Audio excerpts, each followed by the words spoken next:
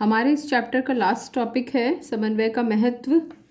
हमने पढ़ा था समन्वय हर संगठन के लिए इम्पॉर्टेंट है, हर संगठन के हर स्तर पर हर तरह के संगठन में ज़रूरी होता है, निरंतर होता है, लगातार चलने वाली प्रक्रिया है। समन्वय हर प्रबंधक का दायित्व है, सोचा समझा कार्य है। अब बात आती है कि समन्वय क्यों इम्पॉर्टेंट है या ऐसी कौन कौन सी परिस्थितियां हैं जहां पर समन्वय का महत्व और अधिक बढ़ जाता है।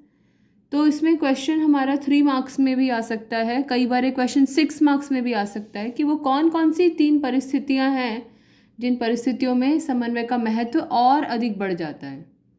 तो हमें यहाँ पर देखना है, ये नोट कर लीजिएगा साथ साथ। निम्नलिखित 3 परिस्थितियों में समन्वय का महत्व बहुत बढ़ जाता है। वो कौन कौन सी 3 परिस्थितियाँ हैं, 3 सिचुएशंस जब समन्वय सबसे ज़्यादा इम्पॉर्टेंट हो जाता है। एक विभाग को दूसरे विभाग के साथ में जुड़ना, एक प्रबंधक को दूसरे प्रबंधक के साथ जुड़ना, समझना, एक दूसरे को समझना कब कब महत्वपूर्ण हो जाता है। पहला, जब संगठन का आकार बड़ा हो। छोटे संगठन में तो समन्वय की ज़रूरत है ही है, लेकिन यदि संगठन बड़ा है तो जैसे जैसे संगठन का आकार बड़ा होता जाता है वैसे वैसे लोगों को एक दूसरे के साथ जोड़ना बहुत ज़रूरी हो जाता है। क्यों? क्योंकि बड़े आकार का मतलब ज़्यादा लोग काम कर रहे हैं, और जहाँ ज़्यादा लोग काम कर रहे हैं तो वो लोग अलग अलग अनुभव, अलग अलग उद्देश्य और अलग अलग पृष्ठभूमि लेकर संगठन में आते हैं। जब और अलग अलग उद्देश्य लेकर आते हैं तो एक प्रबंधक का दायित्व बन जाता है कि वो उनके उद्देश्य को संगठन के उद्देश्य में मिलाए। इसलिए पहला कारण जहाँ समन्वय का महत्व बहुत अधिक बढ़ जाता है वो ये है कि जब संगठन का आकार बड़ा होता है। दूसरी स्थिति, कार्य विभेदीकरण, कार्यात्मक विभेदीकरण। कार्यात्मक विभेदीकरण का मतलब ऐसा संगठन जहाँ पर अलग अलग तरह के काम किए जाते हैं। अलग अलग तरह के कार्यों का मतलब, जैसे मैंने यहाँ पर एक एग्जाम्पल बनाया है, 4 विभाग हैं जिसे कार्यों के आधार पर बनाया गया है। प्रोडक्शन डिपार्टमेंट, उत्पादन विभाग, फाइनेंस डिपार्टमेंट, वित्त विभाग, मार्केटिंग डिपार्टमेंट, विपणन विभाग, ह्यूमन रिसोर्स डिपार्टमेंट, मानव संसाधन विभाग। अगर कार्यों के आधार पर ये 4 विभाग बने हुए हैं तो इन चारों विभागों को एक साथ मिलकर काम करना पड़ता है। हर बार मैं एक ही एग्जाम्पल देने की कोशिश करती हूँ ताकि आपके दिमाग में वो एग्जाम्पल बैठ सके। फॉर एग्जाम्पल, उत्पादन विभाग है तो उत्पादन विभाग को, प्रोडक्शन डिपार्टमेंट मतलब उत्पादन विभाग, उत्पादन विभाग को विपणन विभाग से पूछना पड़ेगा, उससे मार्केटिंग डिपार्टमेंट से पूछना पड़ेगा कि बाज़ार में कितनी मांग है उस उत्पाद की, और उसी के आधार पर फिर वो उत्पादन करेगा। ऐसे ही जब उत्पादन विभाग को उत्पादन बढ़ाना है तो उसे ज़्यादा लोगों की ज़रूरत होगी, तो ज़्यादा लोगों की आवश्यकता के लिए उसे ह्यूमन रिसोर्स डिपार्टमेंट यानी कि मानव संसाधन विभाग के पास जाना पड़ेगा। ह्यूमन रिसोर्स डिपार्टमेंट को बोलना पड़ेगा कि भाई मुझे इतने लोगों की ज़रूरत है, इतने लोग मुझे पहुंचाइए। तो जहाँ कार्य विभेदीकरण है यानी कि अलग अलग कार्यों के आधार पर अलग अलग विभाग बने हुए हैं, तो वहाँ पर भी एक विभाग को दूसरे विभाग से समन्वय, कोऑर्डिनेट, मिलके काम करना ही करना पड़ता है। जैसे कि स्कूल है, अलग अलग सब्जेक्ट्स हैं तो अलग अलग सब्जेक्ट्स के आधार पर विभागों का निर्माण किया जाता है, तो वहाँ पर भी समन्वय बहुत ज़रूरी हो जाता है। तो 3 परिस्थितियाँ जहाँ समन्वय बहुत अधिक महत्वपूर्ण है।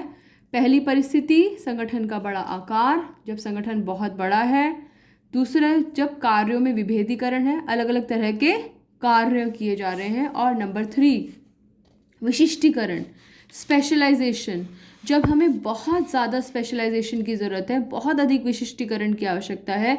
स्पेशलाइजेशन, विशिष्टीकरण कब? फॉर एग्जांपल, कोई नई टेक्नोलॉजी का इस्तेमाल किया जा रहा है, कोई ऐसी टेक्नोलॉजी का इस्तेमाल किया जा रहा है जो बहुत ही कॉम्प्लेक्स है, बहुत ज़्यादा जटिल है, तो ऐसे में भी समन्वय होना बहुत ज़रूरी होता है। एक जैसे फॉर एग्जांपल हॉस्पिटल्स का एक उदाहरण मेरे दिमाग में आया। वहाँ पर जैसे MRI मशीन्स होती हैं या जो एक्सरे मशीन्स होती हैं, आप में से कभी किसी का एक्सरे हुआ हो तो आपको मालूम होगा कि जो एक्सरे जब किया जाता है तो उस रूम में कोई दूसरा व्यक्ति रुकता नहीं है। वो जो एक्सरे करने वाला व्यक्ति है वो भी वहाँ से चला जाता है, क्योंकि जो एक्सरेज होती हैं वो शरीर पर बुरा प्रभाव डालती हैं। तो ऐसे में जो व्यक्ति वहाँ पर काम कर रहे हैं, ये सारी जानकारी उन्हें, जो भी काम कर रहे हैं, एक दूसरे को होनी चाहिए। ऐसे ही जो MRI मशीन जो ऑपरेट करते हैं वहाँ पर भी हमें बहुत सारी जानकारी होनी चाहिए। जैसे कोई मैग्नेटिक वस्तु नहीं होनी चाहिए, कुछ मेटेलिक वस्तुएं हैं वो उपलब्ध नहीं होनी चाहिए। तो ऐसा नहीं है कि MRI मशीन की जानकारी केवल डॉक्टर्स को ही होनी चाहिए। जो लोग वहाँ पर छोटे लेवल पर भी कार्य कर रहे हैं उनको भी पता होना चाहिए। ऐसा एमआरआई मशीन से रिलेटेड एक बार एक्सीडेंट भी हो चुका है हॉस्पिटल में, जबकि कोई ऐसा व्यक्ति एमआरआई मशीन के रूम में घुस गया जिसको पता नहीं था कि वहाँ पर क्या क्या प्रिकॉशंस लेने चाहिए, और वो मेटेलिक सिलेंडर लेकर उस रूम में पहुँच गया और वो मशीन जो है वो ब्लास्ट हो गई उस वजह से। तो इसलिए अगर कोई नई और जटिल तकनीकों का इस्तेमाल किया जा रहा है तो ऐसी जगह पर भी जो लोग वहाँ पर काम कर रहे हैं उनमें आपस में कोऑर्डिनेशन होना, समन्वय होना बहुत ज़रूरी है। तो इन कंक्लूजन हम ये कह सकते हैं कि समन्वय इन 3 परिस्थितियों में बहुत अधिक महत्वपूर्ण हो जाता है। नंबर 1, जब संगठन का आकार बहुत बड़ा हो। नंबर 2, जब अलग अलग तरह के कार्य किए जा रहे हों। और नंबर 3, जब कार्यों में विशिष्टीकरण हो। ये इस चैप्टर का लास्ट टॉपिक है।